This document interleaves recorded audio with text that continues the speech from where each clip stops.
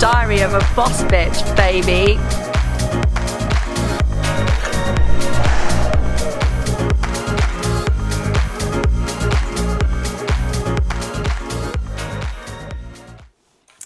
Hi, and welcome to Diary of a Boss Bitch, episode 2.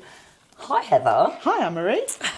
Here we are again, round the table. Round the table with Hugo as well with us today. Yeah, well, he's coming for a cuddle, isn't he? Well, he's one of the fur babies after all. Exactly, he's part of the family, isn't he? Yeah, He's it's part my of you. family. Yeah. Bloody So, thing. we're going to take you back to the beginning today. Yeah, I know. This is actually quite exciting.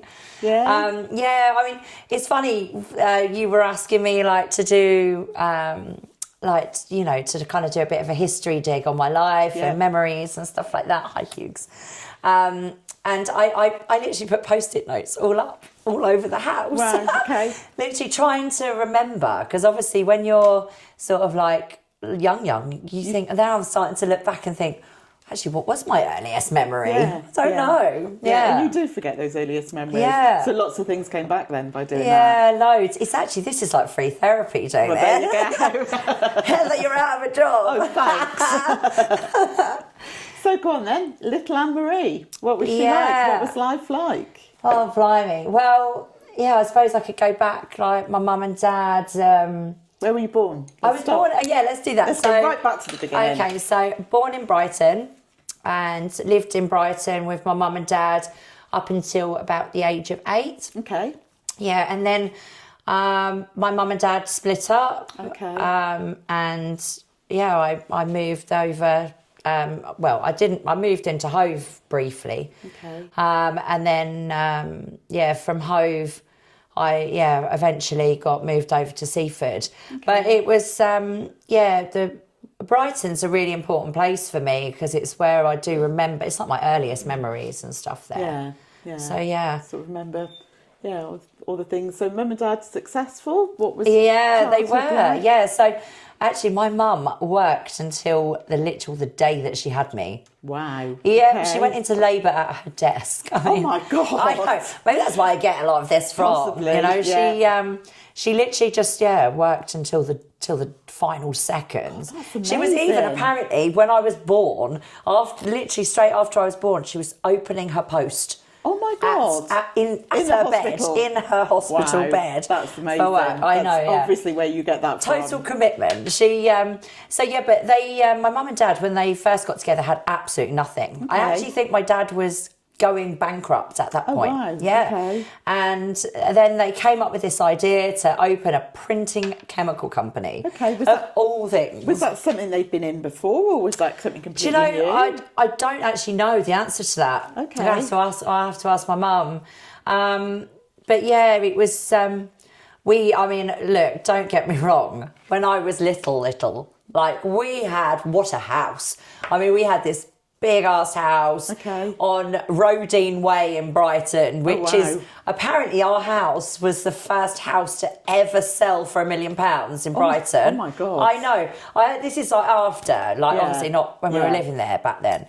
But yeah, I grew up in this like mansion. Okay. That's all I can describe it as. I mean, I was very little at the time, so everything seemed a bit bigger. But I mean, we had a heated outdoor kidney-shaped pool with a pool house. Wow. I know. And it looked over Brighton Marina. Oh, nice. And there's like a little golf course there in front of the house. And we could actually see my mum and dad's boat moored up in the harbour because they had this insane boat. I have got some photos of that. I think I need to share some of those. And so I lived in this beautiful house and lots of entertaining and things then. Oh my God, yeah. My mum and dad had people around all the time. They had a lot of boat parties. Okay. I mean, my mum and dad were entertainers anyway. Right.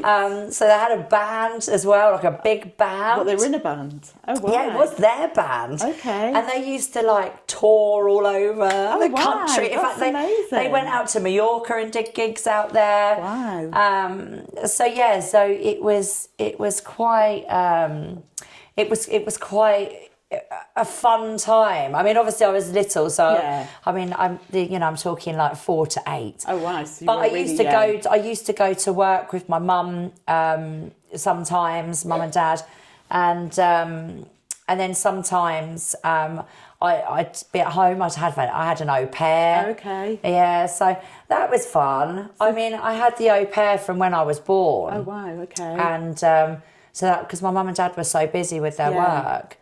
And then so I had her look after me. You know, that actually one of the hardest things for me then was when they did eventually split up. Yeah. My mum had to let go of my au pair, my nanny, goodness. I should say, and I literally felt devastated. She must have been like family to you. Like a parent. Yeah. Like it's like they co-parented with me. So suddenly I've gone from having this incredible woman that I literally adored, was like a mum. So it's like losing her and losing your dad, I guess, at the same time when they split. Yeah, exactly. Yeah, that must have been really tough. Yeah, it was really hard. And then my mum and dad split up. I moved. And my mum then moved over to Seaford. Okay. So we only moved a little bit along the coast. Right, and you went with mum? I went with mum. Okay. So there was this big conflab with my mum and dad when they split up, and my mum basically agreed to let my dad have the business. Okay. And she would then keep me. Okay. It's not easy. I went through it the same when I was Did a ya? child. So it's not easy, and like you, only child at that point. Really? So it's not easy. I mean, you know what? I it happens more and more now. People split up, and I've been through a fair few of my own breakups in the time. But it was really hard. Yeah. Savage, actually. And you don't realise how much that would affect a child. No, exactly. Because you're obviously only thinking about yourself, and and as a child, you're trying to please both parents. You don't want to upset one or the other, and you're almost like in the middle and playing the game, aren't you? Yeah, and because I'd spent most of my time with my au pair, yes, of course, or my nanny, I wasn't particularly close to either my mum or dad. Yeah. I mean, obviously the normal parental love's there. Yeah. But I saw more of my nanny. Your day-to-day was your nanny looking after you. Yeah, it was. Most of the time, I obviously saw my mum.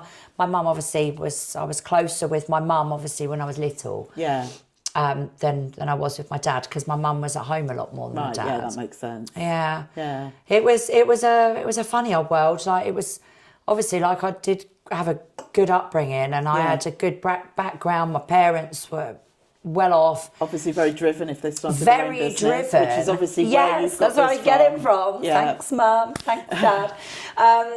The thing is, with both of them, money didn't change them. They still were down to earth, sound people. Yeah.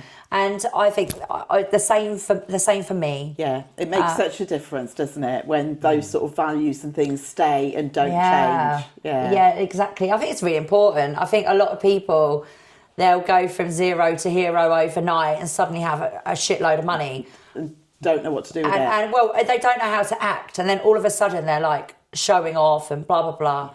Yes, I might have a nice car. Yeah. That is a little bit of a show-offy thing. And I don't mean to be like that, but actually it was a goal. Yeah. And I had a goal and I got it. And I think in business, in life, it's really important to have goals. 100%, And to also know, what things you'll accept and what you won't. But we'll talk about that later. Yeah, boundaries, exactly. But yeah, so I'll tell you I'll tell you a funny memory from when I was little. Go on. Yeah. So I stole something. The first time I was a shoplifter. Yeah. Okay. I was 4 years old. Oh my God, you started young. I know. I've never done it since, just to say. But I wanted this red lipstick. I'm not wearing it today, but you'll see it. I do wear red quite a lot. But no, was it red? It was gold. Okay. It was a gold lipstick. I really wanted this gold lipstick in this little pharmacy in Brighton, in Churchill Square, back in the day. And I said to my mum, "Oh, can I have it? Can I have it?" And she was like, no. Put it back. And I was like, "Oh, I'm going to have that." And I put it in my pocket. Oh my God. Anyway, she took me back to my nan's bungalow. Yeah. And my nan had just had this washing machine delivered or something. It was in a massive box. Anyway, she cut a door in it, and I was just quite happily sat inside the little house. Yeah. Anyway, I obviously thought it was a great idea to get the lipstick and draw windows, on the inside of the house with some flowers and everything. Brilliant. Yeah, so I went to the toilet come out the house, left the toilet to go to the toilet, and I could just hear my mum going, "Where did you get that lipstick from?" And I went, and my mum, she literally came crashing into the bathroom, grabbed me out of there. "Right, you're going to go to prison." Brilliant. And then, do you know what? They stuck me in the back of the Rolls Royce. Yeah. With my piggy bank. Yeah. To take me back to the pharmacy. I love with this piggy bank. And apparently, I don't remember it all, but I do remember sitting in the back and my dad going, "She needs to go to prison. We need to call the police." And me sitting in the back at 4 crying, going, "I just wanted a lipstick. Why is it not happening?" So this whole lipstick thing has been a thing in my life since I was 4. I love the fact that you were there in the back of a Rolls Royce with your piggy bank. Yeah, with my little piggy bank, a little pig. You know, you used to get those and you could collect them. And it just had pennies in it. Brilliant. My mum made the manager say that she was going to call the police. Really? Yeah, and I got took into this back office, emptied out the piggy bank brilliant. on the desk. I was like, "Oh." And apparently my mum said the woman that was working for the pharmacy was mortified because there's this little 4-year-old crying her eyes out thinking she's going to get arrested. I mean, what a funny thing. But it obviously works. You never did it again. Oh my God, no, did I? No, I was terrified. But do you know what? It was just, I suppose that just denoted like how my mum and dad wanted to install into me that, Those values. money doesn't grow on trees and you've got to work hard to earn it. Yeah. And you don't just take what you want. No, exactly. You don't just take what you want. And if you do take it, then you need to pay for it, and there'll be consequences. If you don't, yeah. So I mean, look, they were brilliant. Brilliant parents in that respect. And my mum is such a massive inspiration to me for what she came over. Yeah, overcame. Like in the following years after they separated. So what did she do after they separated? Did she go and get a normal job, or did she? No, did she? Hell, come on now. This is my mum we're talking about. She actually, so my dad sold the business. So my mum chose me. Dad chose the business. My dad sold the business for a lot of money. Okay. I think at one point they even went on the stock market. Oh, wow. They were, it was quite a big firm outfit that they'd built up from scratch, and good on them, Yeah. But I remember that time so well still. Funny that, isn't it? Yeah. How you still...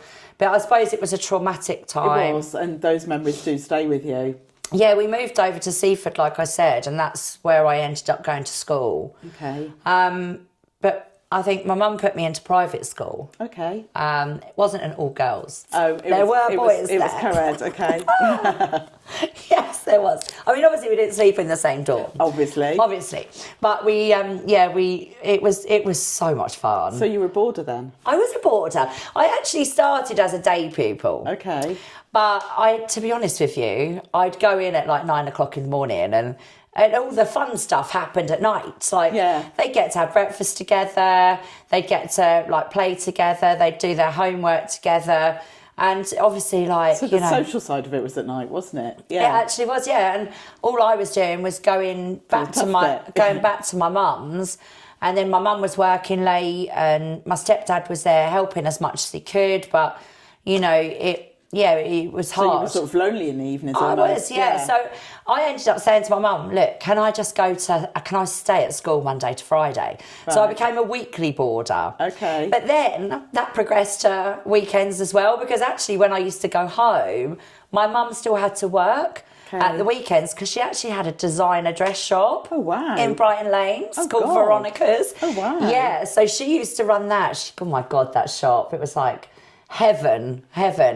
But when I used to have to go there with her every Saturday, every Sunday, and just sit at the back of the shop, it's boring, it was really boring. Yeah. But obviously I did it because it's my mum. Yeah. And I knew that she had to work. So is that where your love of a label came from? It's definitely where my love of fashion comes from. My mum is immaculate, not a hair out of place. Even on a Sunday, never have I seen her in a pair of joggers. Oh, really? Oh, no. Okay. No, yeah. Always full face of makeup. Always looking fantastic. Okay. To be honest, I don't know anyone that would have seen her not made up. Really? Apart from me. Wow. Funny that, isn't it? That's amazing, isn't Yeah. it? Yeah, but do you know what? She is an amazing woman. Yeah, but I do, I definitely could take her fashion tips from her. I love a good outfit. Don't we all? Yeah, we do. Absolutely. So you then started staying weekends as well? Yeah, then I stayed weekends, and then it was weird though because my mum's house was right opposite the school. Oh, really? I could actually see from the bottom of the school field. I could see my house. That's amazing. It was strange. That must have been really weird. It was weird, but actually, if I look back at it, because this was like some of the things I was thinking about last night when like talking about all this or looking into all this, is actually I didn't see it as my home. You didn't see your mum's house as home? No, because we'd only just moved there. Then suddenly I was shipped off to school. Yeah.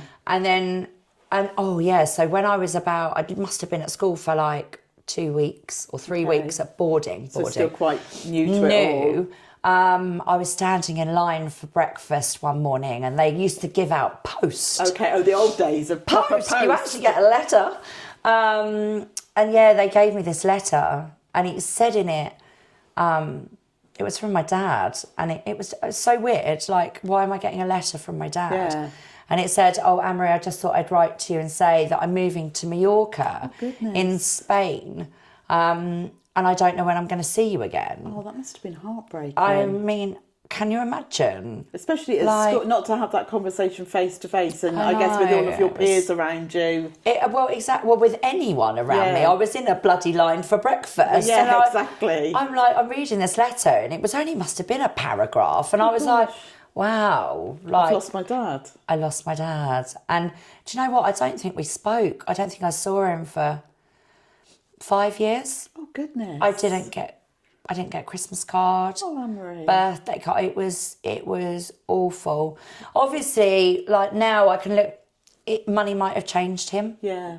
Because he literally went over to Mallorca. No disrespect, Dad. I love you very much. Yeah, sorry, my dad's passed away, so I would never say anything derogatory about him. But from what I know, he went out there, bought a bar, restaurant, another bar, had his Sunseeker yachts, his private jets. He was living the high life. Yeah, he had a beautiful woman on his arm, and then he went on to have 2 other beautiful children who I'm very close to now. Nice. I class them as my brother and sister. And actually, my stepmom, I also is now in my life. I also get on very, very well with. Yeah. And I think that's important because back in the day we didn't see eye to eye, and it's very often the way, isn't it? Especially with daughters and stepmothers, there's very often that bit of friction, I think. Yeah, it's it didn't have to be that way, but it just was, and it was what it was. At the end of the day, I suppose it must have been really weird for them to have another daughter coming into their life. Somebody from a previous life coming into their life that they've built. And, when people split up and stuff, they don't generally get on. No. So there's obviously instant animosity. Yeah. So I used to felt so awkward, but every holiday opportunity, still the same, can I say? Still now. Yes, yeah. But yeah, every holiday opportunity I got when I was younger, even I'd be like, "Yep, I'm going." Brilliant. And I used to fly out to Mallorca on my own. Oh wow! At the age of 8, 9, 10, or no, I mean 10, 11, 12, something like that. Because I'd go out with my mum, and then I tried to see my dad a few times, but I didn't see him. And then I think it was more like 12. There was a really long period where I didn't see him at all. Yeah. I think maybe it was about 12, 13 actually I started going out there. But I used to fly out there on my own, just get a little escort through the airport. Oh, wow. And then they'd know that I was travelling alone. Wow, that's and now I'm travelling alone again. I know. Got my balls back. Exactly. Definitely. Yeah. So what was school like? Did you enjoy it? Was it Well, I mean, actually, yes, I loved it. I wasn't very good at school. Okay. So for those people out there that haven't done particularly well, please do, people, if you're studying, carry on studying. But for me, I just was never very academic. Okay. So for all those people out there that are going to school and college and are struggling academically, but still feel like they want to give the world something and they want the world to give something to them, you need to go out there and just go and get it. Yeah, it's not got to hold you back, has it? No, definitely not. And I know there's so much pressure on kids these days. Even more so now than when we were younger. 1,000,000%. Yeah. I mean, I think I got out of school with 2 GCSEs, one in cooking, home economics. I mean, I am a very good cook. You do like your entertaining, don't you? And I do. I often cook. I do believe there may be a Come Dine With Me experience we need to talk about at some point. I actually was on Come Dine With Me. Do you know, that's 12 years ago now. 13 years this year, I think, We'll in have August. to get to that in another episode. Yeah, we definitely will.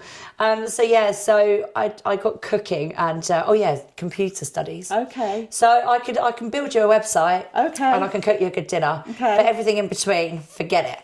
Okay. Like, I could read, I could write. Luckily, I wasn't like dyslexic and I didn't have issues like that. But just wasn't. So it just didn't interest you? Do you know what? I just wanted to get out and earn money. Okay. I literally did. I just especially when I was in late teens. Yeah. I think because my mum and dad had they had so much. And that work ethic that they instilled. They had the work ethic. I could see how hard they were grafting, but at the same time, they had the things. They had a boat. They had a jet. They had this. They had that. And you wanted what they had. Oh my God, yes. Yeah. I wanted to achieve. Yeah. But I wanted to earn the money so I could get out there and buy that stuff. Yeah. I still haven't got that yet. Yet. I say yes. Watch this space. Yeah, absolutely. I mean, God, yeah, it'd be nice. But I look forward to being on that first trip to the Maldives in your private jet. That's it. Yeah, I don't. Oh, bloody hell, Heather. I think we might be waiting a while for the private jet to the Maldives. I might be able to sort a boat out for a week or something. You know? But it was a funny old time. So what did you want to do at that age? Did you have any idea about what you wanted to do, how you wanted to earn a living? I had no idea. Okay. Absolutely no idea. I mean, I went out of school. Oh my God, then I moved to Eastbourne. Okay. Yeah, so my mum moved. That when you left school, you moved to Eastbourne. Okay. So if you think, I actually left school when I was 15 because of my birthday falls end of July. Okay, so I'm the youngest in the school, in my year. So I left school at 15, come out of it with 2 rubbish DVDs. GCSEs. You're showing how young you are now. Jesus. I had O-levels. Did you? Yeah, I was the last year. Oh, well, you know, Heather, the younger years in me. Oh, come on. But yeah, it was a really tough time because my mum, I finished school, come out with next to no GCSEs, and then suddenly we're moving to a new town. Gosh, so all your friends were at school in Seaford and further afield, I guess, because it was a boarding school, and then new town at that age. Do you know, all of my friends were from all over the world. Gosh. I mean, a lot of it was like army kids, or you know, in the forces kids. Because the army and all of those used to pay for their schooling because they'd be based in Germany or their families, you know, based all over the world. So they used to get their free education. Okay. But that meant that none of my friends were local. God, must have been really tough. And back in the day then, like, not showing my age. But yeah, back in the day then, there was no phones. Well, there was phones, but you had a house phone. Yeah, exactly. The old dial-up. Yes. Oh my God. Yes. I remember my mum putting a lock on ours to stop me using it when she wasn't there. Well, I was never at home. Well, so when I was at school, I had a phone card. Oh gosh. Shit. This is bad. Shut up, Emily. None of that sort of mobile phones and texts home and this sort of thing. No social media. No. Nothing. So yeah, leaving school at like 15 and literally having to start again. That must have been really No hard. friends. But these friends from school, they were like my brother and sister. Yeah. Well, you spent all your time with them, didn't you? Yeah. Weekends and evenings. Yeah. And, well, obviously not all brother and sister. Well, no, obviously not. Did have the odd cheeky romance. Okay. Oh, there was an interesting boys even then, was there? Even then, Heather? What are we on about? There's always an interesting boy around. It's what makes the other side of Emery come out. That's brilliant. So, it was good. So 15 then, so how did you feel then?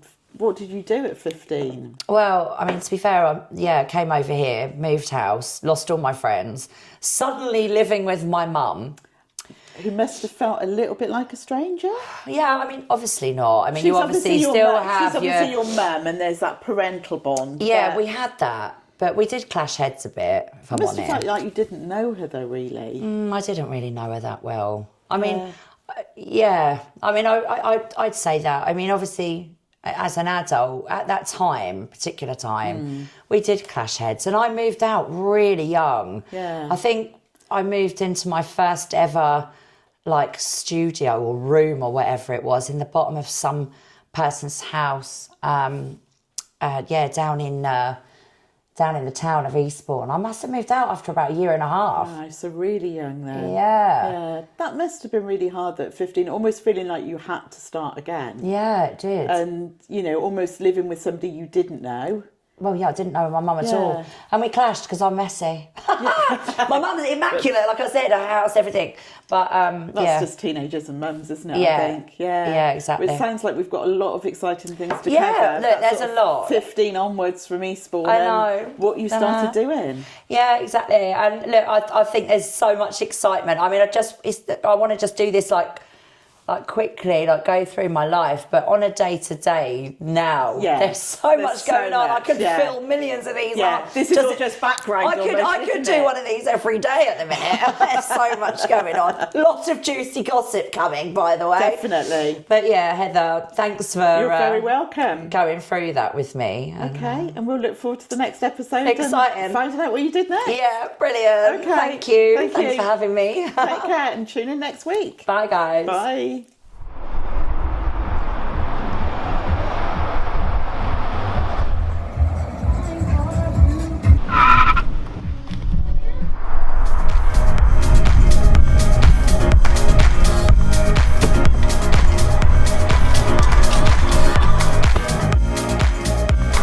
And this is the diary of a boss bitch, baby.